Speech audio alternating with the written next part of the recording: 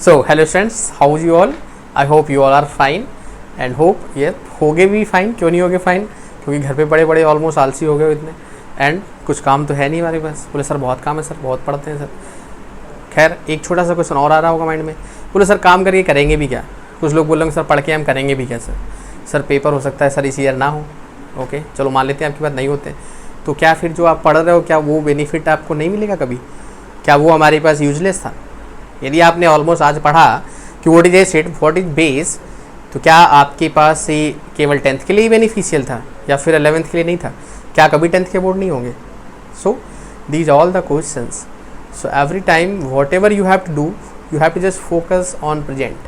आज यदि आपको छुट्टी मिल रही है, आज यदि आपके पास ऑलमोस्ट टाइम है, तो you have to just utilize. बात समझ में आ रही है? ना कि ये सोचने का टाइम है आपके पास कि हाँ यदि एग्ज़ाम हुए या सिलेबस कितना कम होगा। चलो मान लो हम कह रहे हैं कि हमने पहला चैप्टर पढ़ाया, पहला चैप्टर हट जाएगा। बाय द वे ऐसा होगा नहीं, लास्ट के चैप्टर हटाए जाएंगे। 33% सिलेबस मोस्टली अभी बोला गया फिलहाल।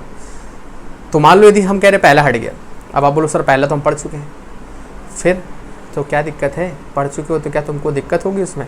क्या तुमको यदि ये पता चल गया कि केमिकल रिएक्शन कैसे फॉर्म होती है या कैसे फार्मूला फॉर्म होता है, क्या हमारे पास ऑलमोस्ट कोरोजन होता है, तो यदि ये सारी चीज़ें हमको पता चल गई रेंसिडिटी, तो क्या हमको प्रॉब्लम हो गई? नहीं ना। Then always be positive. क्या हो रहा है ये आपके साथ नहीं हो रहा है, this is simply all over the world. सारे वर्ल्ड के साथ ये चीज़ हो रही है हमारे साथ, आपके साथ भी, हमारे साथ भी, सबके साथ। बट हम आज की डेट में क्या कर रहे हैं? That matters. आज यूटिलाइज कर लिया तो कल हमारे लिए वो बेटर रहेगा। क्लियर? आज नहीं पढ़े कल उसी को पढ़ेंगे और डिफिकल्टी होगी। सो माइंड में घुस रहा है? समझ में आ रहा है आपके पास क्या कहना चाहते हैं? कहना ही चाहते हैं utilize today, don't think about tomorrow in this situation. ऐसा नहीं कि हमेशा के लिए बोले सर आज हम तो आज पे जिएंगे सर, कल का क्या करना है सर, हमारा तो कोई एम ही नहीं सर। तो ऐसा भी नहीं, but just almost accomplish the situation. Situation के अकॉर्डिंग अपने आप को डालिए, ना कि ऑलमोस्ट जो चल रहा है उसके अकॉर्डिंग।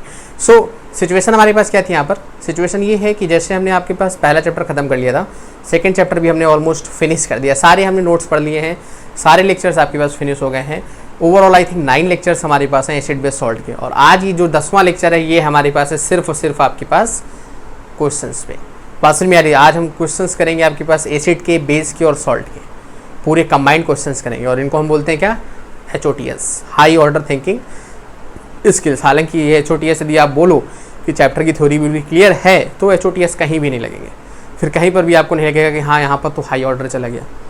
लॉजिक समझ में आ रहा है? सो एवरी टाइम यदि आपको कॉन्सेप्ट पूरी तरीके से आते हैं तो आप अच्छे से अटेम्प्ट कर लोगे, नहीं आते हैं एक बार अच्छे से पूरे रिवाइज कर लो, उसके बाद इस वीडियो लेक्चर को देखिएगा ताकि उसमें आपको और फील आ सके। क्लियर? सो स्टार्ट करते हैं। आपके पास टोटल हमारे पास ओवरऑल 22 क्वेश्चन हैं, 22 क्वेश्चन, यस 22। सो उसको हम 2 पार्ट में करेंगे आपके पास। एक पार्ट में हम करेंगे ऑलमोस्ट 23 क्वेश्चन हैं, एक पार्ट में हम करेंगे almost 11 question, and next part में करेंगे आपके पास 12 क्वेश्चन। सो ओवरऑल होंगे हमारे पास 23। 2 पार्ट में आपके पास वीडियो आएगा, so you can just check it out as well as सारे जो क्वेश्चंस होंगे उनके PDF फॉर्म में जो सॉल्यूशन होंगे वो डिस्क्रिप्शन में दिए गए होंगे, तो आप वहाँ से उनको देख सकते हैं। आपको स्क्रीनशॉट लेने की ज़रूरत नहीं पड़ेगी। क्लियर? एज वेल एज जो क्वेश्चन यहाँ पर आएगा तो आप चाहो तो उसको सेल्फ अटेम्प्ट भी कर सकते हो।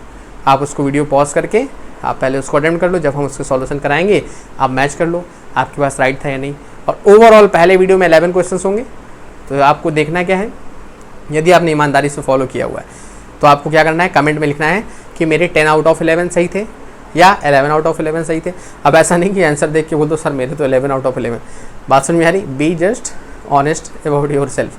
सो स्टार्ट करते हैं पहले क्वेश्चन से। पहला क्वेश्चन देखिएगा हमारे पास, first question is on the screen. लिखा हुआ हमारे पास what happens when CO2 is pass through lime water. अब जब लाइम वाटर के थ्रू पास आउट की जा रही है CO2, और उसमें कंडीशंस दी गई हमारे पास, पहला है शॉर्ट टाइम के लिए और दूसरा है हमारे पास कंसिडरेबल टाइम के लिए। तो देखिए जरा, पहला हमारे पास जैसे हमारे पास लाइम वाटर हमने पढ़ा हुआ है, लाइम वाटर क्या हो गया आपके पास? COH to the whole twice. अब ये लाइम वाटर क्यों होता है? क्योंकि इसमें लाइम प्लस वाटर होता है, हमने पढ़ा हुआ है शायद याद हो आपको कि जैसे लाइम क्या होता है CO, और ये क्या होता है H2O। तो हम पूरी डिटेल आपको बताएंगे। तो जब ये कंबाइन होते हैं तो फॉर्म होता है क्या? Lime water. इसी को बोलते हैं कैल्शियम हाइड्रोक्साइड, इसी को बोलते हैं स्लिक्ड लाइम। तो जब ये CO2 के साथ कंबाइन होता है, क्लियर, तो पहली जो कंडीशन हमारे पास दी गई है उसमें ये बोला गया, आप देख सकते होंगे कि CO2 के साथ जो कंबाइन हो रहा है तो वो क्या है हमारे पास, लिमिटेड है, मतलब शॉर्ट टाइम के लिए यदि कंबाइन हो रहा है तो ऑब्वियस सी बात है लिमिटेड क्वांटिटी में है। तो यहाँ से क्या होगा, सेम कंडीशन हमने पढ़ा हुआ है कि इस कंडीशन में आपके पास जब ये रिएक्शन होती है तो वहाँ से मिलता है कैल्शियम कार्बोनेट और वाटर आपके पास अलग फॉर्म में। तो ये जो कैल्शियम कार्बोनेट होता है इसी को बोलते हैं हम क्या, लाइम स्टोन। और यही रीजन होता है हमारे पास, ये जो सॉल्यूशन है वो कैसा होता है हमारे पास, मिल्की कलर का अपीयर होता है। क्यों, क्योंकि जो लाइम स्टोन होता है वो हमारे पास कैसा होता है, वाइट कलर। क्लियर। तो ऐसे आपके पास हमने एक क्वेश्चन पढ़ा भी हुआ था, प्रेजेंस ऑफ CO2 लेक्चर्स में हमने पढ़ा था कि कार्बन डाइऑक्साइड को कैसे हम डिटेक्ट करें कि हाँ ये CO2 है। तो हमने उसके लिए पढ़ा हुआ था, क्या करते हैं उसमें हम सीधा सा लॉजिक, उस पर हम कैल्शियम हाइड्रोक्साइड के सॉल्यूशन में उसको पास आउट करा दें। यदि वो मिल्की हो गया तो इसका मतलब CO2 गैस है। तो मिल्की तभी होगा जब आपकी कैल्शियम कार्बोनेट वहाँ से फॉर्म होगा। क्लियर है। अब दूसरा बोला गया है सेकेंड नंबर क्वेश्चन देख रहे हो कि बोला गया है कि यदि हम इसको लॉन्ग टाइम के लिए आपके पास पास आउट कराएं तो CaCO3 और H2O ये तो पहले से था ही था। अब जब हम इसमें CO2 पास आउट कराएंगे और ये हो जाता है एक्सेस का मतलब होता है लॉन्ग टाइम के लिए, तो यहाँ से फॉर्म होता है CaSCO3 to the whole twice, और ये होता है हमारे पास सॉल्युबल इन वाटर। कहने का मतलब यहाँ से क्या हो जाएगा, मिल्की कलर डिसअपियर्स। क्लियर। कि अब यह की यहाँ पर बहुत इंपॉर्टेंट क्वेश्चन था हमारे पास, बोर्ड में कई बार क्वेश्चन पूछा गया, 3 नंबर का पूछा गया हमारे पास। बात समझ में आ रही है हमारे पास। तो पूरी तरीके से डिटेल से हम आपको पढ़ाएंगे। तो हुआ क्या यहाँ पर कि जब हमने इसमें CO2 ज़्यादा पास आउट कराई तो ये जो आपके पास CaCO3 फॉर्म हो रहा था, अब ये CaCO3 ज़्यादा आगे फॉर्म होकर के कैल्शियम बाइकार्बोनेट हो गया। तो आप समझिएगा ये वाटर में सॉल्युबल होता है, और जब ये वाटर में सॉल्युबल हो जाएगा तो ये कैसा कलर एक्वायर कर लेगा, वाटर का। अब जैसे NaCl वाइट कलर का होता है, लेकिन जब वाटर में कंबाइन होता है तो कैसा हो जाता है, वाटर के ही कलर का तो हो जाता है। क्यों, क्योंकि NaCl उसमें क्या हो गया, सॉल्युबल हो गया। बात समझ में आ रही। तो जो चीज़ उसमें सॉल्युबल हो जाती है वाटर में वो वाटर कलर की हो जाती है। सो डैट इज रीजन कि ये क्या होगा, जब इसमें एक्सेस CO2 मिलाओगे तो ये अपने आप को कन्वर्ट कर देगा कैल्शियम बाइकार्बोनेट में, तो वहाँ से सॉल्युबल हो जाएगा। तो आपके पास जो कलर है उसका वाटर कलर का हो जाएगा। कहने का मतलब कि जो व्हाइट कलर था वो डिसअपियर हो जाएगा। तो मतलब आपके पास मिल्की कलर डिसअपियर। तो यहाँ पर आप चाहे तो इसमें ये भी मेंशन कर सकते हो इनसॉल्युबल, ये वाटर में आपके पास सॉल्युबल नहीं होता है, और डैट इज रीजन कि उसमें आपका मिल्की कलर अपीयर होता रहता है। क्लियर है। सो ये था हमारे पास पहला क्वेश्चन। Okay,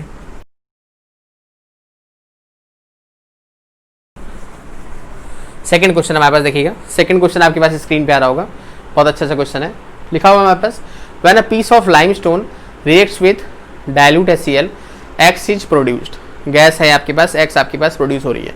clear. तो अब यहाँ पे देख लो हमारे पास लाइमस्टोन है, तो अब स्टेप बाय स्टेप करते जाओ, जो क्वेश्चन बोले उसको आप स्टेप बाय स्टेप फॉलो करते जाओ। क्लियर। क्वेश्चन को स्टेप बाय स्टेप आप फॉलो करते जाओ।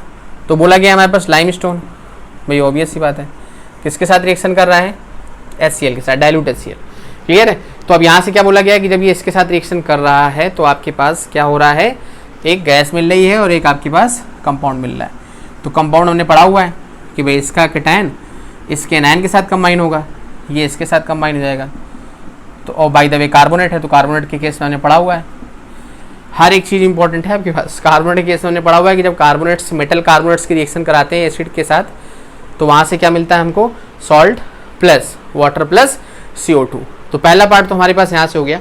नेक्स्ट देखिएगा, व्हेन गैस X, कि जो ये गैस X है जब आपके पास ये पास करी जा रही है किसमें, लाइम वाटर में, तो लाइम वाटर में पास आउट करने के बाद हमारे पास ये ऑलमोस्ट Y प्रोड्यूस कर रही है।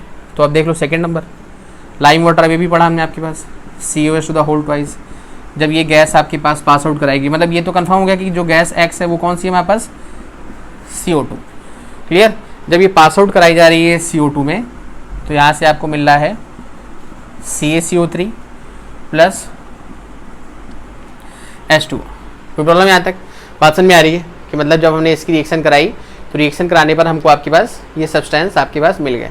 नेक्स्ट वाले पार्ट पे आप देख पा रहे होगे, सिंपल से लिखा हुआ है, on passing gas X white PPT dissolves, कि मतलब जो आपके पास मिला हमको है ना, उस पर यदि हम आपके पास और यदि CO2 कंबाइन कराएं तो ये आपके पास उसमें सॉल्युबल हो जाता है। सेम कंडीशन आपके पास कि जो यहाँ से मिला CaCO3 प्लस H2O, यदि इसमें आप और CO2 मिलाएंगे, है ना, ये हमने पढ़ा हुआ था आपके पास, तो यहाँ से आपके पास क्या हो जाएगा, ये अब ये भी पढ़ के गए हैं आपके पास CaCO3 टू द होल 5। तो हम ये इसलिए करा रहे हैं ताकि आप समझ पाओ कि कैसे उससे आपके पास अगला क्वेश्चन फ्रेम हो रहा है। क्लियर है, बात समझ में आ रही। तो यहाँ से आपके पास क्या कंडीशन होगी, सीधा सा लॉजिक कि जो x है वो क्या हो गया हमारे पास CO2, ये क्या हो गया हमारे पास y, और यहाँ से जो इंसॉल्युबल मिला वो क्या हो गया हमारे पास z। क्लियर है, तो वही क्वेश्चन में बोला गया था हमारे पास कि identify what are x, y and z, फिर राइट द इक्वेशंस, पहली दूसरी और तीसरी इक्वेशंस बोली गई थी, तो ये हमने आपके पास फाइंड आउट कर ली। अब आ जाते हैं आपके पास नेक्स्ट क्वेश्चन पे।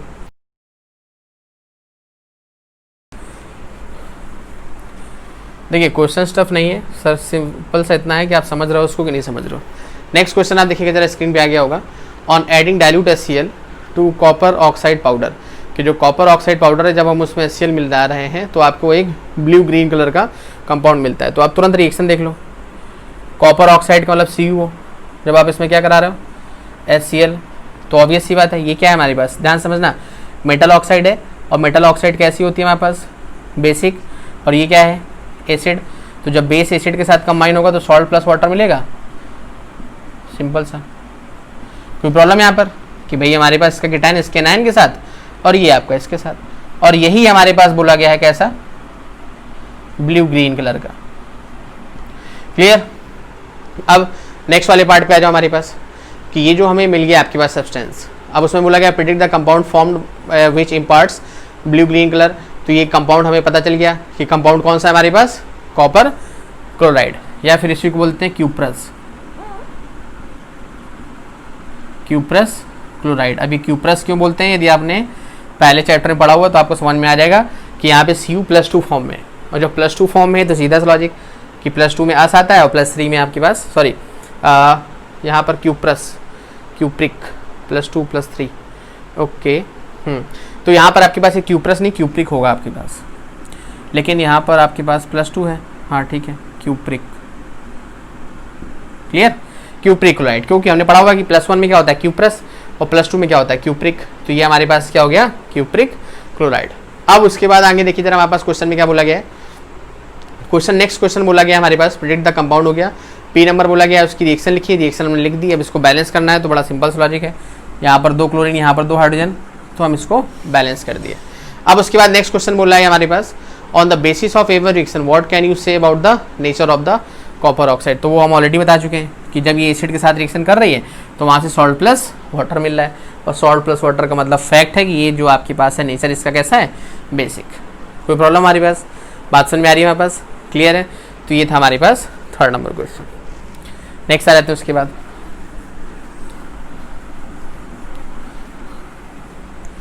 नेक्स्ट नंबर देखिएगा हमारे पास स्क्रीन पे आ रहा होगा, सिंपल सा 4th नंबर लिखा हुआ है हमारे पास, a white shirt has a yellow stain of curry, मतलब जो आपके पास वाइट शर्ट, जैसे आप सपोज करो सीधा सा लॉजिक गए कहीं खाने वाने पीने, हमने बताया भी था आपको, है ना, कोई सब्जी आपके पास पनीर गिर गई, क्लियर, उसमें क्या होता है आपके पास टर्मरिक होता है ना, तो वो जो टर्मरिक होता है उसकी वजह से हमारे पास उसमें कलर कैसा रहता है येलो।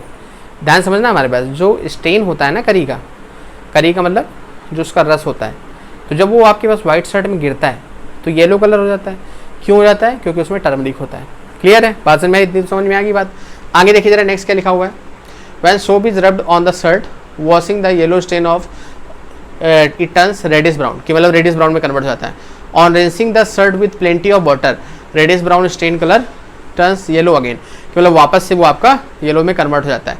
तो पहला क्वेश्चन बोला गया हमारे पास, first question name the natural indicator present. अब ये भी बता के गया आपके पास कि कौन सा आपके पास नेचुरल इंडिकेटर है, टर्मरिक। क्लियर। सेकेंड नंबर देखिएगा हमारे पास, सेकेंड नंबर में बोला गया है explain the changes in colour by this indicator which takes place during washing and rinsing the shirt, कि मतलब इसके थ्रू आपका, तो अब ये सी बात है जो सोप होता है हमारे पास, जो हमने उस पर कंबाइन कराया, सोप कैसा होता है बेसिक, और बेस के साथ जो टर्मरिक होता है हमारे पास वो कैसा कलर शो करता है, रेडिश ब्राउन। क्लियर। जो बेसिक होता है हमारे पास, ये हम ऑलरेडी पढ़ा चुके हैं इंडिकेटर्स टॉपिक में, कि बेस के साथ जो आपका टर्मरिक है वो रेडिश ब्राउन कलर शो करता है।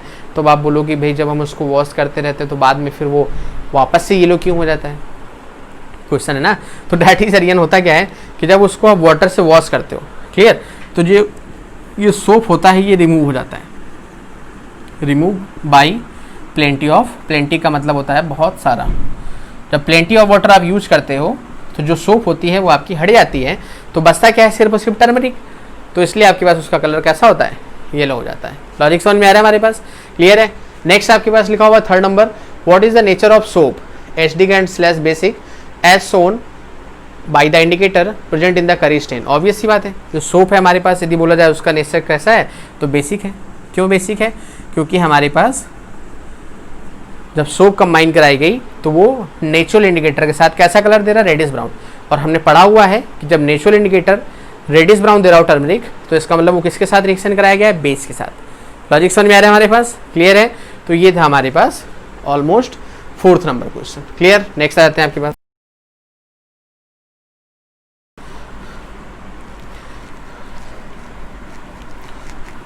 ओके नेक्स्ट क्वेश्चन देखिएगा हमारे पास, स्क्रीन पे आ रहा होगा, बड़ा सिंपल सा लिखा हुआ, substance X is used an antacid reacts with dilute hydrochloric acid to produce gas Y, clear. Next है which is used one type of fire extinguisher, क्या इसको फायर एक्सटिंग्विशर के लिए भी यूज करते हैं। Name the substance X and Y, कि जो सब्सटेंस आपके पास मिले वो एक्स सब्सटेंस कौन सा था हमारे पास, और जो आपको वाई सब्सटेंस मिला वो हमारे पास कौन सी गैस थी।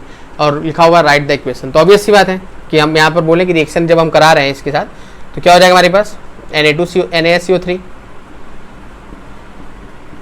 की रिएक्शन जब हमने किसके साथ करा दी, HCl के साथ। भाई यही तो बोला गया है। अब देखो क्वेश्चन में क्या लिखा हुआ, सब्सटेंस रिएक्ट विद एंटासिड, तो हमने पढ़ा हुआ है कि एंटासिड आपके पास जो यूज किया जाता है वो ये होता है। अब फायर एक्सटिंग्विशर के लिए भी यूज किया जाता है, आपको पढ़ाया हुआ हमने आपके पास, है ना, कि फायर एक्सटिंग्विशर के लिए इसलिए यूज किया जाता है क्योंकि यहाँ से CO2 गैस निकलती है, और वो CO2 गैस ही आपके पास एक कवर फॉर्म कर देती है जो ऑक्सीजन की सप्लाई को रोक देती है। लॉजिक समझ में आ रहा है हमारे पास, क्लियर है। So that is the reason लिखा हुआ है यहाँ पर NaSCO3 रिएक्ट कर रहा है हमारे पास किसके साथ, डाइल्यूट HCl के साथ, और वहाँ से आपके पास जो फॉर्म कर रहा है वो आपके पास सब्सटेंस एक्स और वाई। तो यदि हम रिएक्शन कराएं इसके साथ तो क्या हो जाएगा, NaCl plus H2O plus CO2। जो वाई है वो तो ये हो गया हमारे पास, क्लियर है, कि भाई हमारे पास CO2 है यहाँ पर, कार्बन डाइऑक्साइड CO2 गैस, तो ये तो हमारे पास वाई हो गया, क्लियर। अब यदि उसी के बाद बोला जाए हमारे पास कि जो सब्सटेंस है वो एक्स कौन सा हो गया, तो सब्सटेंस एक्स तो हमको पता ही है, क्लियर, कि सब्सटेंस एक्स क्या हो गया हमारे पास, सोडियम बाइकार्बोनेट। तो वही लिखा हुआ था हमारे पास कि जो सब्सटेंस एक्स है वो हो गया सोडियम बाइकार्बोनेट, और जो आपके पास गैस वाई होगी वो होगी हमारे पास कार्बन डाइऑक्साइड, क्लियर है। सिंपल सा क्वेश्चन था। रिएक्शन को यदि बैलेंस कराना चाहो तो ये रिएक्शन ऑलरेडी हमारे पास क्या है, Na, क्लियर, ओके, बैलेंस है। अब आप सोच रहे होंगे कि हमारे पास ये क्वेश्चन सर इतनी फास्ट हो रहे हैं, टाइम भी नहीं मिल रहा सर हमको गैप करने का, तो हमने बताया वीडियो पॉज करो, पॉज करने के बाद आप उसको सेल्फ अटेम्प्ट करो। बात समझ में आ रही है हमारे पास, वीडियो को पॉज करिए, सेल्फ अटेम्प्ट करिए। दूसरी चीज़ सबसे इंपॉर्टेंट ये निकल के आती है कि ये क्वेश्चन आपको तुरंत तभी समझ में आ रहे होंगे जब आपको इस चैप्टर के पूरे एक एक कॉन्सेप्ट हमारे पास पता होंगे। So the main thing is concept. यदि वो पता है तो ये आपके लिए हलवा है, और नहीं पता है तो पता करो और फिर करो, क्योंकि हलवा तो चाहिए ही चाहिए। खैर बात समझ में आ रही, हलवे के बिना कैसे काम चलेगा। ओके नेक्स्ट क्वेश्चन देखिएगा, क्वेश्चन नंबर 6 हमारे पास, सिंपल सा लॉजिक, स्क्रीन पे आ रहा होगा हमारे पास, देखिएगा ये काफ़ी अच्छा क्वेश्चन है। How is neutralisation of carbonate with an acid different from neutralisation of an oxide और हाइड्रोक्साइड, कि जो कार्बोनेट का आपके पास न्यूट्रलाइजेशन है वो कैसे डिफरेंट है किसी मेटल ऑक्साइड के न्यूट्रलाइजेशन से। तो देख लो जरा हमारे पास, जैसे हमने कार्बोनेट ले लिया Na2CO3, अब हमने इसकी रिएक्शन करा दी किसके साथ, HCl के साथ। तो अब ये भी हम पढ़ के गए कि जो मेटल कार्बोनेट्स होते हैं एसिड के साथ सॉल्ट देते हैं, प्लस CO2 देते हैं, प्लस H2O देते हैं, कि भाई NaCl हो गया प्लस H2O हो गया प्लस CO2 हो गया। वहीं पर यदि हम कोई एक ऑक्साइड ले लें, सपोज करो हमने इसी का ऑक्साइड ले लिया, हमने ले लिया सोडियम ऑक्साइड Na2O, जब हम इसकी रिएक्शन कराएंगे किसी एसिड के साथ तो ये हमको क्या देगा, NaCl प्लस H2O। तो आई थिंक डिफरेंस आपको समझ में आ गया होगा, आ गया, क्लियर, आ गया ना। हाँ बात समझ में आ रही क्या, कि जब हम कार्बोनेट का न्यूट्रलाइजेशन कराते हैं तो वहाँ पर एसिड भी मिलता है, बेस भी मिलता है, सॉरी सॉल्ट मिलता है, CO2 मिलता है, H2O मिलता है। बात समझ में आ रही है। लेकिन जब हम आपके पास किसी ऑक्साइड का कराते हैं तो सिर्फ और सिर्फ हमको वहाँ से क्या मिलता है, सॉल्ट प्लस वाटर। और दैट इज द रीजन हम इसको बोल देते हैं कि इसका नेचर सिर्फ और सिर्फ क्या है, बेसिक है, तभी सिर्फ और सिर्फ हमको क्या मिला, सॉल्ट वाटर। और ये हमने पढ़ा भी है कि एसिड बेस के साथ रिएक्शन करने पर सॉल्ट वाटर देता है और उसी को न्यूट्रलाइजेशन बोलते हैं, इसलिए इस रिएक्शन को न्यूट्रलाइजेशन बोलेंगे इसको न्यूट्रलाइजेशन नहीं बोलेंगे। हालांकि दोनों में आपके पास कंडीशन वही हो रही है, लेकिन वहां पर एक एक्स्ट्रा CO2 आ रही है। That is again this one is called neutralisation reaction, but this is not. बात समझ में आ गई मेरे पास, क्लियर है? नेक्स्ट क्वेश्चन पे आते हैं।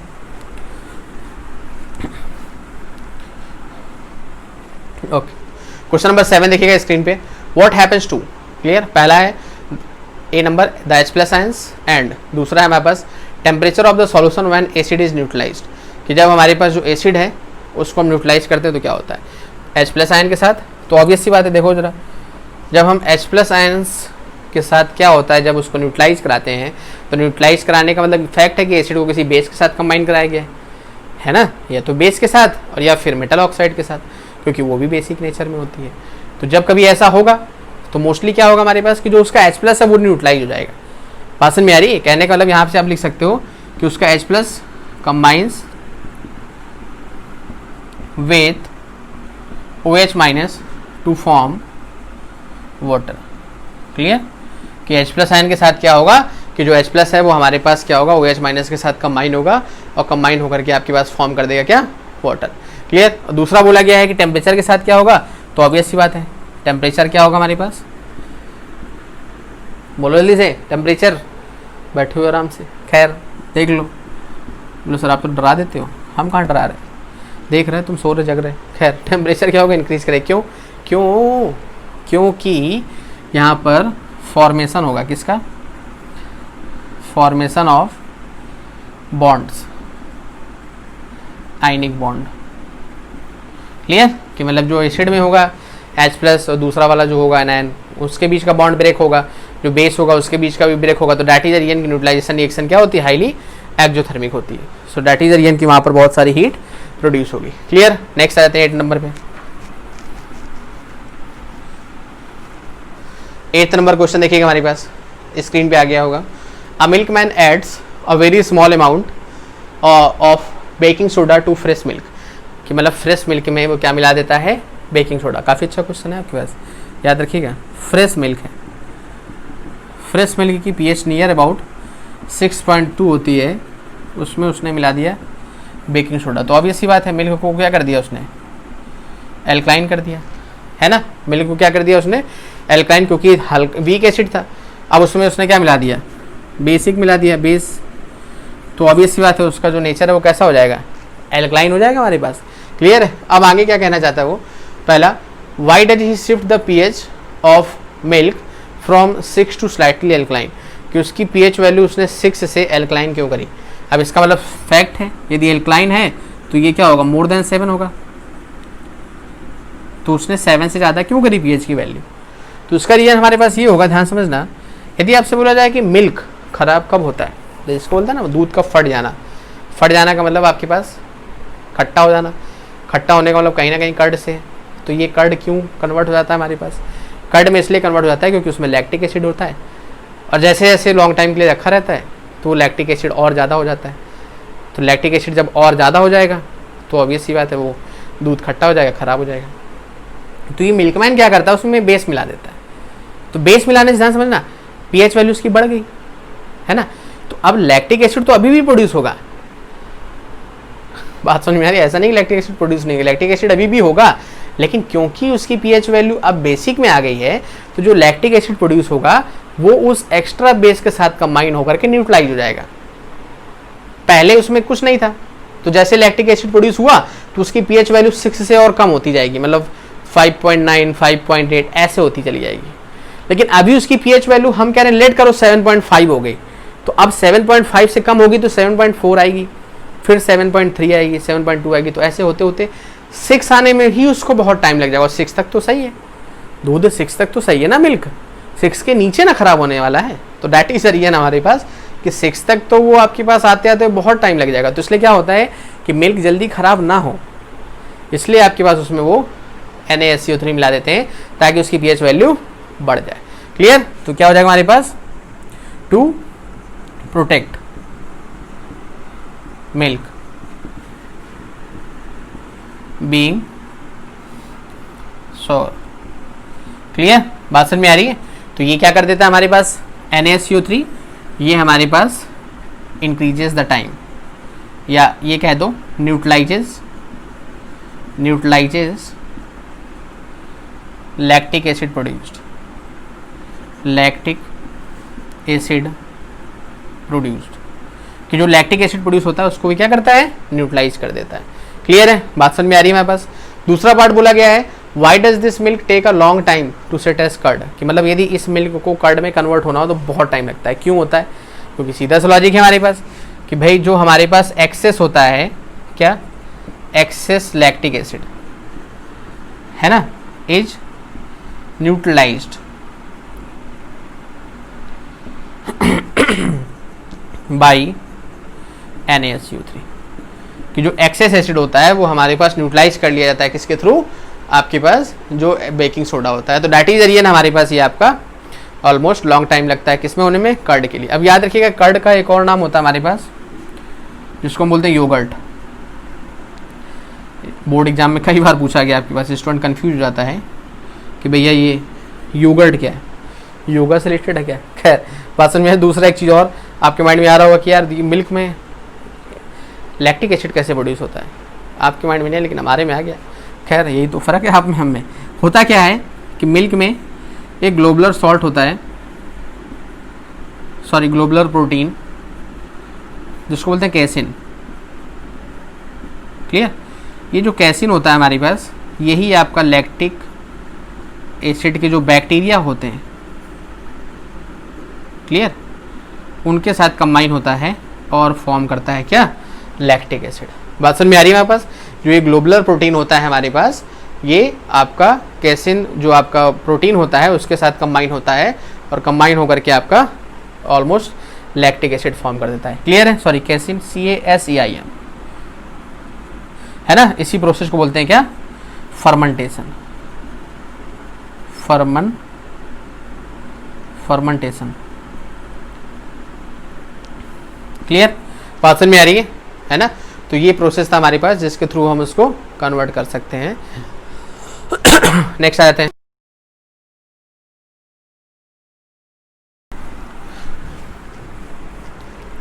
ओके, सो नेक्स्ट क्वेश्चन देखिएगा हमारे पास स्क्रीन पे आ रहा होगा, 9th नंबर क्वेश्चन।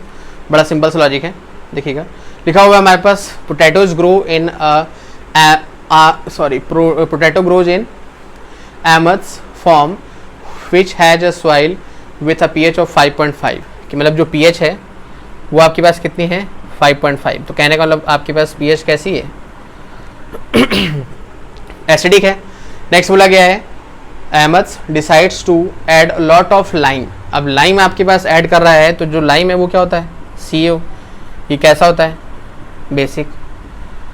बेसिक ही तो है, मेटल ऑक्साइड। तो मेटल ऑक्साइड कैसा है, बेसिक। तो जब इसमें लॉट्स ऑफ लाइम ऐड कर देता है तो ये आपके पास ऑलमोस्ट सुटेबल हो जाता है किसके लिए, ब्रोकली के लिए, है ना। ब्रोकली, अब ब्रोकली क्या होता है हमारे पास, ब्रोकली एक तरीके से आपका एडिबल ग्रीन प्लांट होता है ना, एडिबल ग्रीन प्लांट। और किस कैटेगरी का होता है, फूल गोभी का। फूल गोभी तो जानते हो, कैबेज है ना, ग्रीन कैबेज। तो ये फूल गोभी मतलब उस कैटेगरी का एक एडिबल प्लांट होता है ना। एडिबल मतलब खाने योग्य। बात समझ में आ रही है। खैर, तो इसलिए आपके पास हम उसको मतलब एक तरीके से देखिएगा, जब आपने उसमें CO मिलाया सॉइल में, सॉइल बेसिक हो गई। तो कहने का मतलब एक तरीके से कह लो कि जो ब्रोकली होगा वो बेसिक सॉइल में आपके पास अच्छा प्रोड्यूस होगा, और जो पोटैटो है वो एसिडिक सॉइल में अच्छा प्रोड्यूस होगा। लॉजिक समझ में आ रहा है? क्वेश्चन को लाइन बाय लाइन पढ़ो, समझो क्या कहना चाहता है, वो आपसे कनेक्ट होना चाहता है, और आप उससे नहीं हो पाओगे तो आंसर गलत हो जाएगा, इसलिए आपको होना पड़ेगा। डिमांड है क्वेश्चन की। तो पहला बोला गया हमारे पास first question, do potato grow better in acidic or alkaline soil.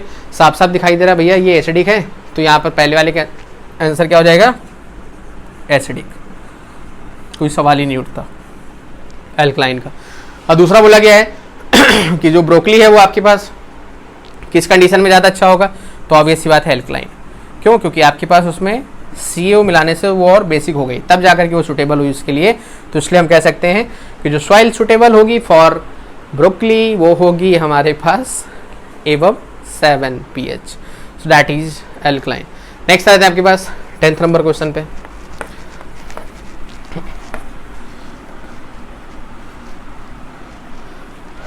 सारे क्वेश्चन एक साथ कराने का मतलब ये है, एक साथ ना कराने का, अलग अलग पार्ट में वीडियो बनाने का, ताकि आपको डाउनलोडिंग में प्रॉब्लम ना हो। अब पता चला हमने बना दिया है घंटे 10 मिनट का वीडियो, डाउनलोडिंग आपको प्रॉब्लम हो रही है, so that is reason 2 part में रहेगा, तो आपके पास ज़्यादा लोड भी नहीं रहेगा, आसानी से उसको पढ़ लोगे। खैर हालांकि हमें पता है पढ़ने में तो तुमको एक में भी दिक्कत होगी, नहीं होगी तो अच्छी बात है। खैर 10th नंबर क्वेश्चन देखिएगा, काफ़ी अच्छा क्वेश्चन है हमारे पास। लिखा हुआ solution A universal indicator blue to purple. तो जो चीज़ें दी गई उसको अब तुरंत देखते जाओ हमारे पास। क्लियर? क्या कि जैसे ब्लू दिया गया हमारे पास और पर्पल दिया गया, तो हमने बताया था कि यूनिवर्सल इंडिकेटर में जो कलर है वो बहुत इंपॉर्टेंट है, वो याद रखने पड़ेंगे हमारे पास। तो जो ब्लू होता है वो हमारे पास होता है कितने पे, 11 pH जब होती है, और जब 14 pH होती है हमारे पास तब आपके पास पर्पल होता है। तो मतलब यदि आपके पास वो क्या हो रहा है, ब्लू से कन्वर्ट हो रहा है पर्पल में, तो कहीं ना कहीं हम कह सकते हैं कि जो ए है हमारे पास वो कैसा है, आपके पास बेसिक है ना। क्यों? क्योंकि 14 पे तो बेस होता है ना, स्ट्रॉन्ग बेस, तो डेट इज एन बेसिक। आगे देखिए जरा क्वेश्चन में क्या कह रहा है, turns universal indicator orange to red, कि जो बी है वो ऑरेंज टू रेड कर देता है। अब ये ऑरेंज पे जो हमारे पास होता है, ऑरेंज पे pH होती है 3, है ना, और जो हमारे पास रेड हो जाता है, रेड पे हो जाती है हमारे पास 1। क्लियर? तो मतलब ये 3 से 1 में कर रहा है, तो मतलब कहने का मतलब फैक्ट है कि ये आपके पास कैसा है, एसिडिक है, क्योंकि भाई स्ट्रॉन्ग एसिड पे चला गया ना।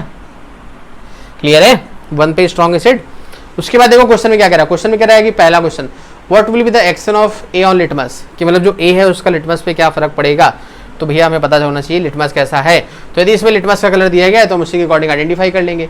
तो यहाँ पर आपके पास कोई लिटमस का कलर हमारे पास नहीं दिया गया है, तो ऑब्वियस सी बात है यदि हमारे पास लिटमस कैसा होगा, ए नंबर क्वेश्चन देख लीजिए।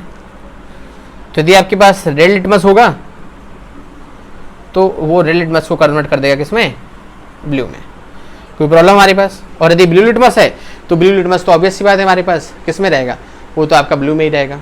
क्लियर है? बात समझ में? मेनली समझना ये समझना है कि 11 से 14 में गया मतलब ब्लू से पर्पल में, ब्लू से पर्पल का मतलब हो गया आपके पास बेसिक है वो ए, और यदि आपका ये 3 से 1 में गया मतलब आपके पास क्या है, एसिडिक है। अब रेड लिटमस किस पे कन्वर्ट हो जाएगा, ब्लू में। अब सेकंड नंबर देखो क्या लिखा, what will be the action of be on litmus, कि जो हमारे पास बी है उसका लिटमस पे क्या फर्क पड़ेगा। तो ऑब्वियस सी बात है यदि हमारे पास ब्लू लिटमस है तो वो उसको कन्वर्ट कर देगा किसमें, रेड में, नो प्रॉब्लम। अब देख लो आप सी नंबर लिखा, name any 2 substances which give the solutions like B, कि मतलब 2 सब्सटेंस बताओ जो आपके पास ऐसे सॉल्यूशन हमारे पास दे सकते हैं। अब ऐसे सॉल्यूशंस का मतलब फैक्ट है हमारे पास, है ना, कि मतलब यहाँ पे हम कह सकते हैं पहले ए के थ्रू फिर बाद में बी के थ्रू। तो ए के थ्रू हम देख लें यदि बेसिक सॉल्यूशंस, तो कोई भी ले लो आप, जैसे हमारे पास हो गया NaOH, है ना, जैसे हो गया COH to the whole twice, तो कोई भी बेसिक सॉल्यूशंस ले लो। फिर आपके पास डी नंबर पे आ जाओ, जो आपके पास बी की तरीके दे सकते हैं तो उसमें ले लो आप कोई भी, HCl ले लो, H2SO4 ले लो। क्लियर? बात समझ में आ रही है हमारे पास, है ना। तो ये कंडीशन हो गई। फिर उसके बाद लास्ट वाला बोला गया है, what sort of reactions take place when solution A with solution B. तो जब सॉल्यूशन ए सॉल्यूशन बी के साथ कंबाइन होगा तो ऑब्वियस सी बात है एसिड है, बेस है, तो रिएक्शन कैसी हो जाएगी, न्यूट्रलाइजेशन। कोई डाउट इसमें? क्लियर है? बात समझ में आ रही? सो ये थी कंडीशन हमारे पास। नेक्स्ट आ जाते हैं उसके बाद,